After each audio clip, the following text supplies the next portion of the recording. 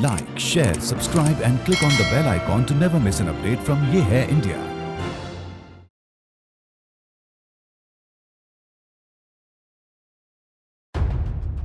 क्या आप जानते हैं कि जिस सलवार कमीज को आप हमेशा से अपना मानते थे, वो इंडिया की वेशभूषा है ही नहीं।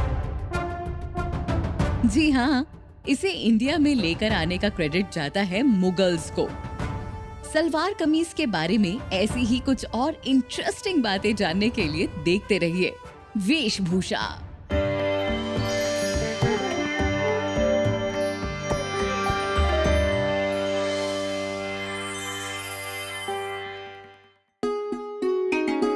शलवार पर्शियन भाषा का शब्द है, जिसका मतलब होता है औरतों द्वारा पहने जाने वाली ढीली ढाली पैंट्स। और कमीज आया है अरेबिक लिटरेचर से, जिसका मतलब होता है शर्ट। ऐसा माना जाता है कि सलवार कमीज का जन्म ईरान में हुआ था, जिसे पहले पर्शिया के नाम से जाना जाता था, और ये ईरान की राष्ट्रीय वेशभूषा हुआ करती थी। पहले समय में सलवार कमीज आदमी और औरत दोनों द्वारा पहनी जाती थी। ये शलवार तकरीबन 3 गज की होती थी, जिसे एक डोर की मदद से कमर पर कसते थे और पैरों के नीचे की तरफ एंकल पर बांधते थे, तथा इसके ऊपर के हिस्से को एक चौड़े कमरबंद से लपेटा जाता था। शलवार को पहनने का ये तरीका खेतों में काम करने के लिए अनुकूल था, क्योंकि इसे पहनने वाले को काम करने में सुगमता महसूस होती थी। फ्री मूवमेंट में कोई बाधा नहीं आती थी, और ये झुकते समय स्पाइन रीजन को भी प्रोटेक्ट करता था और उसे सपोर्ट देता था। ये माना जाता है कि 7वीं शताब्दी के आसपास पर्शिया में अरब घुसपैठ के बाद अरब्स ने भी इस वेशभूषा को अपनी जरूरतों के हिसाब से अपना लिया। अरब्स के आने के बाद ढेर सारे पर्शियन लोगों ने इस्लाम को फॉलो करना शुरू कर दिया, और 12वीं शताब्दी की शुरुआत से कई सारे हमलों के बाद दिल्ली सल्तनत पर इस्लामिक टर्किक ईरानियन शासन और उसके बाद मुगलों का राज स्थापित हुआ। इसी तरह हमारे देश में सलवार कमीज का परिचय हुआ। शुरुआत में सिर्फ मुस्लिम औरतें ही इन्हें पहना करती थी, पर धीरे धीरे पंजाब की औरतों ने भी इस वेशभूषा को अपना लिया।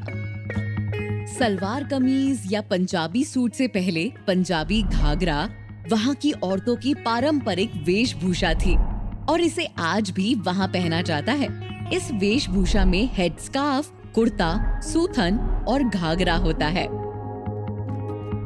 ये घाघरा आया है चर्ण डातक से, जो कि गुप्ता साम्राज्य के समय में बहुत लोकप्रिय था। चर्ण डातक 7वीं शताब्दी तक भी औरतों द्वारा पहने जाने वाली एक लोकप्रिय वेशभूषा रही। धीरे धीरे इसकी शालीनता और गतिशीलता की वजह से पहले पंजाब की औरतों ने, फिर पूरे देश की औरतों ने सलवार कमीज को अपना लिया। इस वेशभूषा ने पूरे देश को एक सूत्र में बांधा और देश के अंदरूनी भागों में रहने वाली औरतों और लड़कियों की जिंदगी को समृद्ध बनाया। ये काम पर, स्कूल में, ऑफिस में और बाइसिकल्स चलाते समय पहने जाने वाली एक आरामदायक वेशभूषा थी।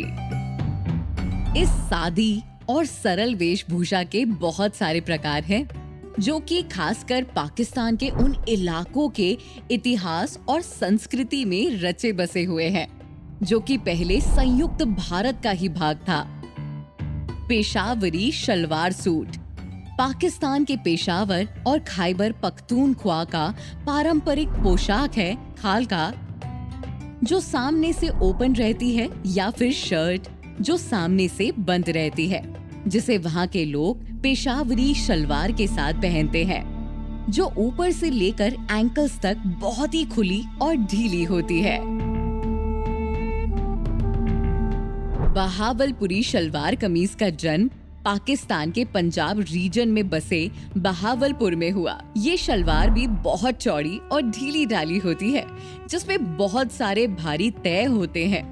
बहावलपुरी शलवार और सूथन को बनाने में जिस पारंपरिक मटेरियल का यूज किया जाता है, उसे सूफी कहते हैं, जो कि सूती धागे और रेशम के कपड़े का मिश्रण होता है, और उसमें सोने के धागे का काम होता है। बहावलपुरी शलवार को बहावलपुर स्टाइल की कमीज, पंजाबी कुर्ता और चोला के साथ पहना जाता है।